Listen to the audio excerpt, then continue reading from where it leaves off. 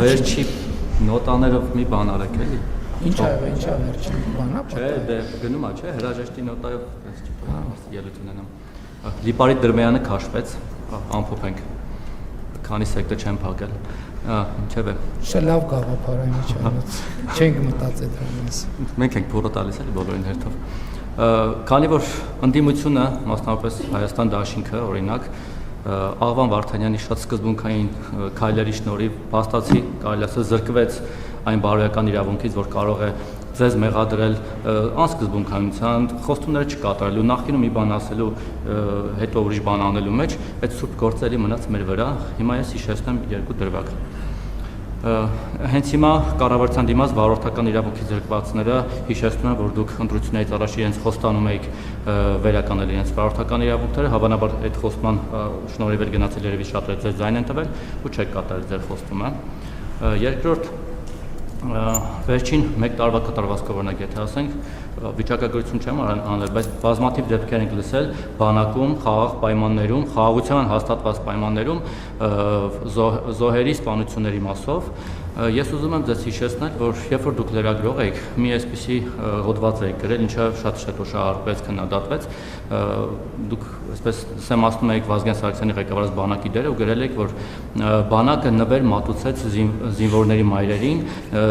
զինվորների դիերը, իրենց զավակների դիերը նախատնական նվեր էին մայրերին։ Ես չգիտեմ դուք հիմա նորից այդպեսի բան ձեզ թույլ կտայի գրել թե ոչ, բայց հիմա կարող ենք նույնը ասել, որ ձեր եւ Սուրեն Պապիկյանի ղեկավարած բանակը պարբերաբար նվեր է մատուցում զինվորների մայրերին, ցավալիորեն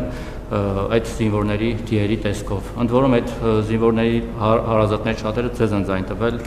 կան այդպիսիք, որոնք ձեզ են ձայն տվել եւ այդ հույսով, որ խաղաղությունը հաստատվել, իրենց զավակներին ուղարկել են ձեր ղեկավարած բանակ։ Մի բան էլ տնտեսության մասով էլի այստեղ բողոքի ակցիա են անում, չգիտեմ, Արարատսեմենտներ, Ծառուկյանի մյուս բիզնեսների աշխատակիցները։ Դուք ասում եք պետականացրինք, բայց հանրային ընկալման մեջ ասում է, որ դուք խլեցիք Սամվել Կարապետյանից հեծը, Գագիկ Ծառուկյանից խլեցիք Արարատսեմենտը, Մուլտիվելնեսը, որտեղ Տիգրան Ավենյանների դեպ պարապում եւ Վահագն Ալեքսանյանը, էլի այլ բիզնեսներ եւ փակեցիք փաստացի 10,000-ից ավել աշխատատեղ։ Հիմա դուք պետության, ժողովրդի ու տնտեսության դեմ եք գործում, թե իրենց օգտին եք գործում։ 10,000-ից ավել մարդ այս պահին մի վարքան էլ Տիկին Բաղդասարյան, 10,000-ից ավել չի թողնում խոսանք։ Դեմոկրատիան Սատիկին Բաղդասարյանը կգնա եւ այստեղ կհաստատենք, հուսանք չենք ասի, միջև չգա հետինը չհիշվի առաջինը։ 10,000-ից ավել մարդ այս պահին փաստացի անգործ է։ Մարդիկ ասում են, որ լավ դուք Ծառուկյանից եւ նրա հարուստներից վրեժ լուծեցիք, Ծառուկյանին նստեցրիք, կառույցի գլուխը կերակ, մեզանից ինչ եք ուզում։ Մենք, ընդ որում էլի շատերը առանց մոլի շատ աշխատակիցներ ձեր համար ճամփա են փակել, այսքանից հետո էլի ձեզ ձայն են տվել, պես վերջին ընտրություններին։ Այդ մարդիկ ինչ մեղք ունեն, որ այդ մարդկանց թողել եք դուրսը։ Ինչ են ուզում անեն։ Ծառուկյանի այդ հարցերը ձեր անձնական վրեժը հասկացանք։ Մարդիկ այդպես են ընկալում, որովհետեւ իրավական գործընթաց դրա տակ չեն տեսնում։ Զինվորների մայրերի մասով այո կարող ենք այդպես ասել, որովհետև փաստը դա է, եւ դա շատ ցավալի փաստ է։ Ցավալի, այո, դա ցավալի իրողություն է, որ մենք ամեն անգամ նման դեպքի հետ պարզա, որ շատ ծանր ապրումներ ենք ունենում, բայց փաստը դա է, բայց ես ուզում եմ ձեզ բազմաթիվ այլ օրինակներ բերեմ, ոչ թե արդարացնելու համար, այլ երեք էլ ասացի, մենք խնդիրները պետք է հասկանանք խորությամբ։ Մենք դեպքեր ունենք, երբ որ մարդիկ ժամանակին պատերազմից խուսափել են, պատերազմից խուսափելու համար բանակ չեն գնացել այլ ճանապարհներով, տարբեր մեթոդներով, հետո իրենց բակում սպանվել են։ Մի քրեական բանի ժամանակ, քրեական միջադեպի ժամանակ։ Այսինքն խնդիրները խորքային են, խնդիրն է նա, որ մենք պետք է հասկանանք, այսօր քննարկում ենք օրինակ կառավարության նիստում, կարա կապը ձեզ այդ քննարան չտվա, բայց ընդհանրապես քրեական ենթամշակույթի դեմ պայքարը, ընդհանրապես գիտեք, մեր բանակում ինչ են զինվորները ինքնասպանություն գործում։ Երեք հիմնական պատճառ կա։ Պատճառներից մեկը խաղադրույթներ կատարել, պարտքերի տակ ընկնել եւ պարտքը չկարողանալ փակել։ Մենք դե յուրե միջոցներ ենք ձեռնարկել, որ նաև արգելվի ծառայության մեջ գտնվողներին, բայց այդ համակարգը դեր ներդրման մեջ է, բայց ես ձեզ ասեմ նաև, որ այս սրա մասին ես գիտեմ Կոշի գաղութում գտնված լինելու ժամանակաշրջանից պարտադիր չի, որ դու քո հեռախոսով բան անես, խաղադրույք կատարես, կան բաներ, ստվերային դիլերներ, որոնք հեռախոսով խոսքի վրա խաղադրույքներ կատարում են, հետո բան են անում։ Այսինքն նույնիսկ եթե հեռախոս չլինի, խաղադրույքը հետո եթե հաղթել ես, քո հաղթածը տալիս են, բայց եթե պարտվել ես, 1000 ներողություն այդ բառի համար, ստանում են բոլոր հնարավոր միջոցներով։ Ինքնասպանության պատճառներից մեկը սա է։ Երկրորդը ընտանեկան կամ անձնական խնդիրները, որ քաղաքացիական կյանքում իրանց ինչ հարաբերություններում խնդիրներ են առաջանում եւ դրանք, այսինքն ես ասում եմ, ինչ որ ուսումնասիրությունները, զեկույցները ծանոթալով։ Երրորդը կապված է մի շատ կոնկրետ իրավիճակի հետ։ Մարտական բանում, դիրքում հերթապահության, քո ժամապահության ընթացքում քնելը մարտական հերթապահության ժամանակ մարտական դիրքում քնողների նկատմամբ ես այս վերջերս մի ռեպը երկ կա երկի հայաստանյան ռեպերի երկի մեջ sense նախադասություն կա, որ ես ասում եմ ինքը խոսում է իր մասին, ասում եմ ես դիրքում քնող չեմ եղել։ Որ կողքից լսող կասի դիրքում քնող, այս ինչ նախադասություն է, դիրքում քնող չեմ եղել։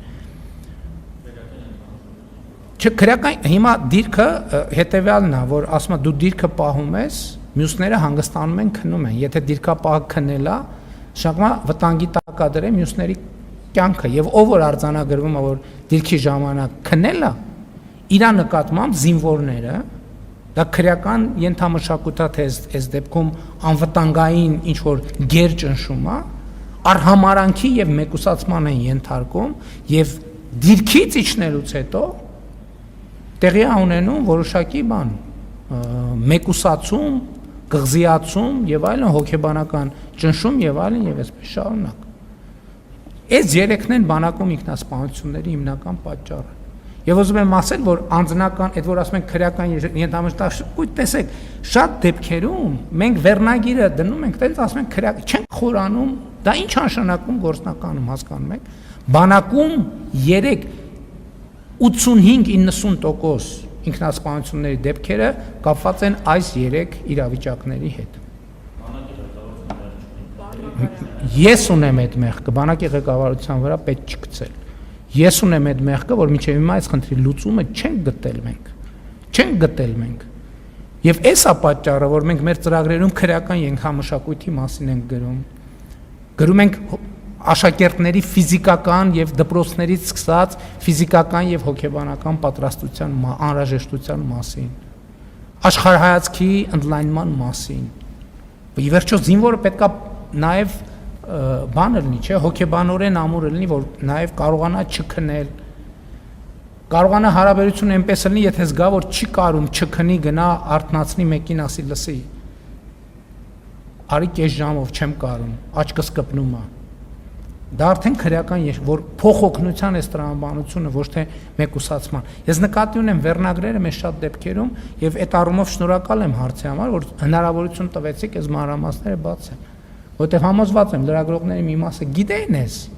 բայց հանրության մեծամասնությունը չգիտի։ Պարոն Մակարյան, ձեր հարցը հնչեցրել եք, գործընկերները սպասում են։